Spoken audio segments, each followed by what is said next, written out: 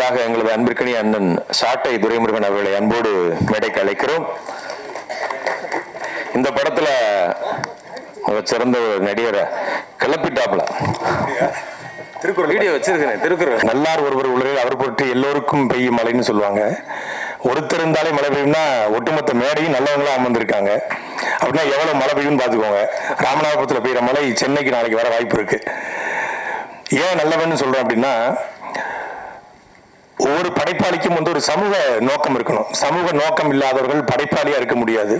சமூகத்தில் நடக்கக்கூடிய அவலங்களை ஏதோ ஒரு வடிவத்தில் அதே மக்களுக்கு கடத்தணும். அப்படி கடத்தக்கூடியவர் தான் தயாரிப்பாளர் இருக்கக்கூடிய மரியாதைக்குரிய அண்ணன் சுரேஷ் காமாட்சி அவர்கள்.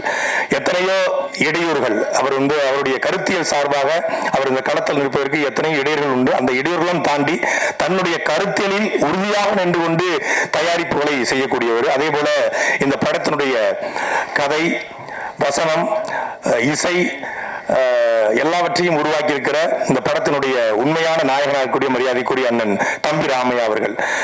மனசுல இருந்து பாராட்டுதுன்னு சொல்லுவாங்க.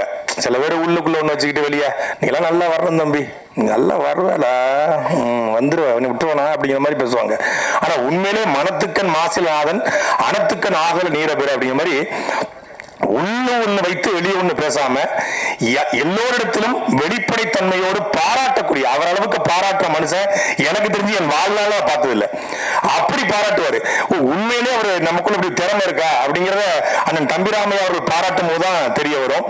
அப்படி நல்ல ஆற்றல்களை எல்லாம் வெளிப்படுத்தணும், நல்ல ஆற்றல்களை பயன்படுத்தக்கூடிய நினைக்கக்கூடிய ஒரு ஆகச்சிறந்த படைப்பாளி. அப்படிதான் நான் வந்து தொடர்ச்சியா வழக்கு போட்டு ஒவ்வொரு நீதிபதியும் எனக்கு ஜாமீன் கொடுக்காம உறுதிக்கு போட்டாங்க. எத்தனை நீதிபதி உனக்கு ஜாமீன் கொடுக்காம இருப்பான், நீயே இந்த படத்துல நீதிபதியா நடிச்சு ஜாமீன் கொடுக்காத உதவிக்கு போடு அப்படின்னு சொல்லி எனக்கு நீதிபதி கதாபாத்திரம் கொடுத்தாரு. அதை சொல்லிதான் கொடுத்தாரு. அதை கொடுப்பதற்கு அவர் மட்டும் காரணம் இல்ல, அவருடைய அன்பு மகன். அவர் நினைத்ததெல்லாம் அவர் இதுவரைக்கும் நடந்திருக்கு, அவர் நினைச்சதெல்லாம் நடந்திருக்கு. அப்படித்தான் எங்களுடைய ஆக்ஷன் கிங் அர்ஜுன் அவருடைய அன்பு மகனை அவர் கரம் பிடிச்சாரு. நினைச்சதெல்லாம் நடந்துச்சு.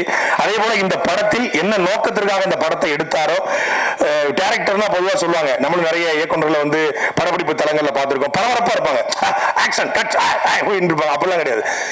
அப்படி கூலா சாஃப்டா இப்படி ஒரு இயக்குனர் தமிழ் சினிமாவில் இருந்திருக்க வாய்ப்பு கிடையாது.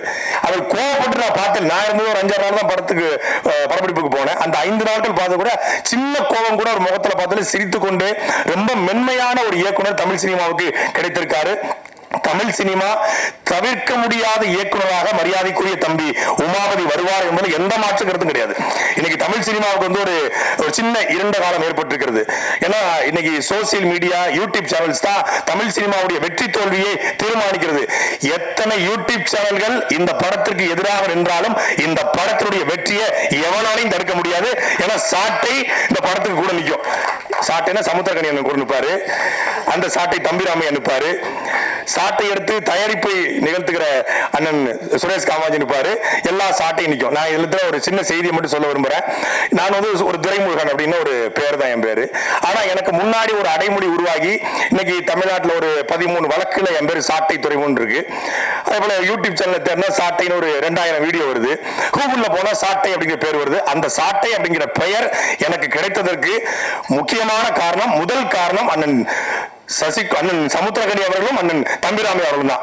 இந்த 2 பேருடைய இன்ஸ்பிரேஷன்ல நடித்து வந்த அந்த சாட்டைங்கிற படத்தை பார்த்த பிறகு என் யூடியூப் சேனலுக்கு சாட்டைங்கிற பேரை வச்சேன். இப்போ சாட்டைன்னு போட்டு அவங்க படம் வராது, என் படம் தான் வரும். நான் ஓட்டக் பண்ணி போயிட்டேன்.